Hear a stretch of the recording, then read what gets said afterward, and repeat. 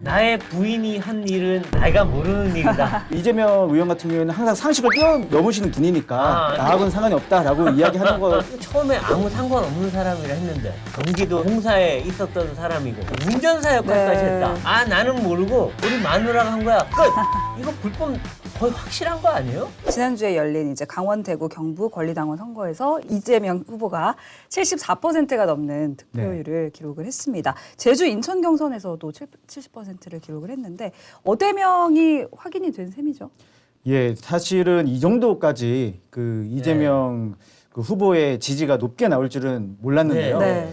뭐 그 2위, 3위 한 두 의원 후보의 그 득표율을 합친 것보다 예. 지지율 합친 것보다 뭐 이재명 후보가 더 월등히 높게 그쵸. 나왔습니다. 네. 글쎄요. 근데 아니 그 많던 친문들은 다 어디로 간 건가요? 아, 이게 참 저희도 좀 놀라운 게 그 여전히 살아 있을 거라고 생각을 했거든요. 네. 그러니까요. 근데 이게 금세 이게 물이 빠지는 어. 현상이 벌어지더라고요. 와. 아, 그 원래 문재인 대통령 또 노무현 전 대통령까지 이어지는 그 친노 친문의 그 뿌리는 워낙 깊다고 얘기했는데 아니 도대체 그 뿌리채 사라진 건가요? 그분들이 나간 건가요? 아니면 그분들이 이재명으로 갈아탄 건가요? 그 여전히 그 자리를 잡고 그 본인은 그 문재인의 측근 인사다라고 네. 얘기를 하고 있고 활동을 하고 계시고 어. 저기 경남 양산에도 직접 내려가기도 하고 활동을 하고 있습니다. 네. 네. 그런데 사실은 이번에 그 1차 그 지방 순회 경선 때 결과를 네. 봐도 최고위원들이 다 그 이재명 후보와 가까운 인사들이 다 높이 올라왔고 네. 뭐 그나마 한 고민정 의원만 네.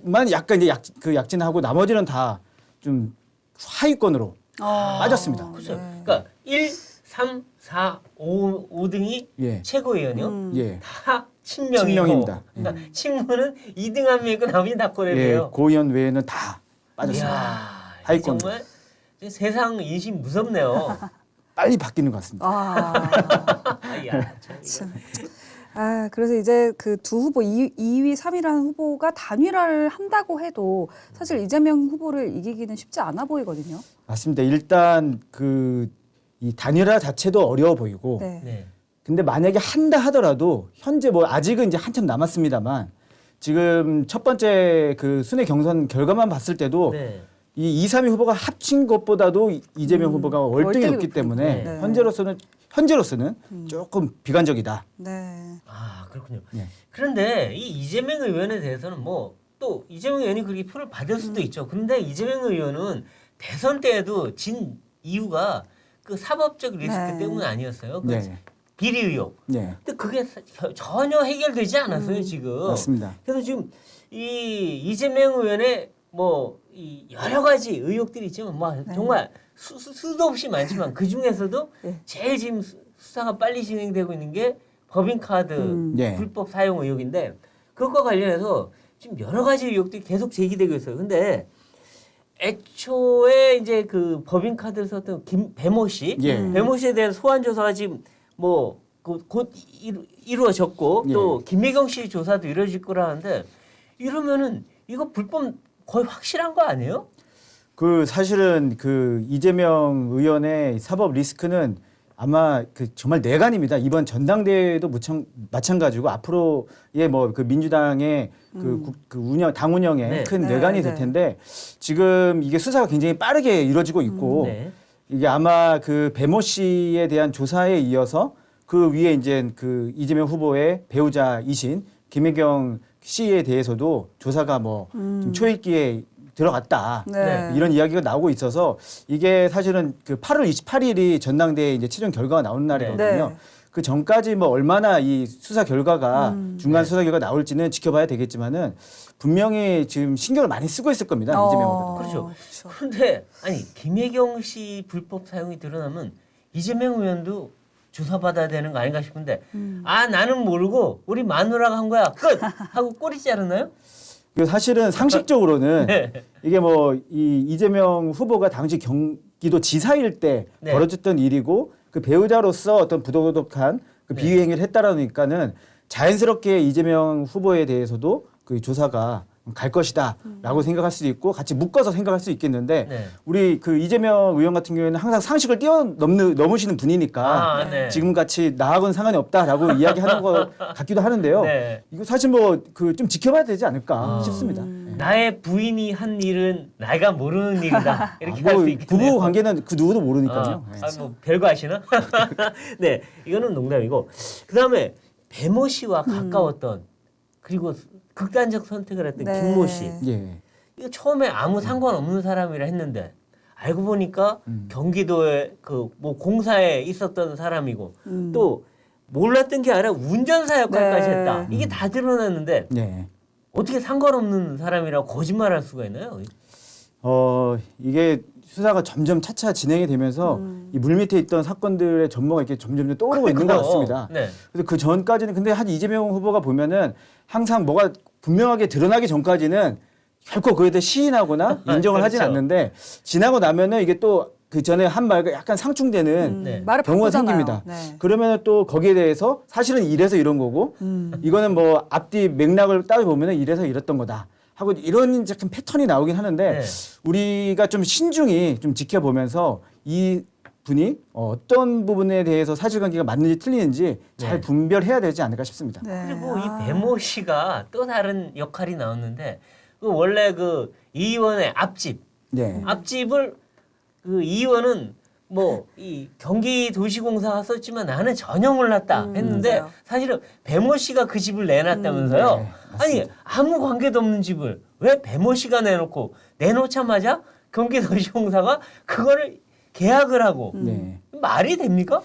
사실은 이 이재명 당시 지사가 이 성남시장도 하고 또 경기도 지사까지 했기 때문에 그 지역에 대한 이 장악력 그리고 네. 어떤 그 이 인간관계나 그 자기네 군단들이 있었기 때문에 그렇죠. 그 안에서 사실은 엄청난 일들이 벌어졌을 거라고 누구든 네. 생각해 볼 수 있습니다. 네. 그렇기 때문에 그 이런 일들까지 벌어진 것 같고 네. 앞으로 수사 결과를 좀 지켜보면은 우리가 상상하는 것 그 이상의 어떤 네. 것들이 나올 수도 있지 않을까. 그렇죠. 그러니까 예. 그 집에서 초밥을 10인분 시켜 먹고 네. 그다음에 온갖 음식을 30몇 인분을 시켜 먹고 이거 아니 도대체 그 4명 가족 그리고 평소에 두 부부가 사는데 어떻게 그 많은 음식을 먹었나 했더니 그 집에서 바로 선거 캠프 역할을 하면서 그쵸. 사람들이 모여서 일했던 거 아니냐 네. 이런 얘기가 뭐 당연히 상식적으로 나올 수밖에 없어요. 네. 그러니까 이 집은 경기도시공사의 거기 합숙소가 아니라 이 이재명 의원의 선거 캠프였다라는 네, 얘기가 뭐 거의 사람들 그렇게 인식을 네. 하기 시작하는데 네. 만일 그렇다면 이건 불법이죠. 그렇죠. 선거법 위반이죠. 이게 뭐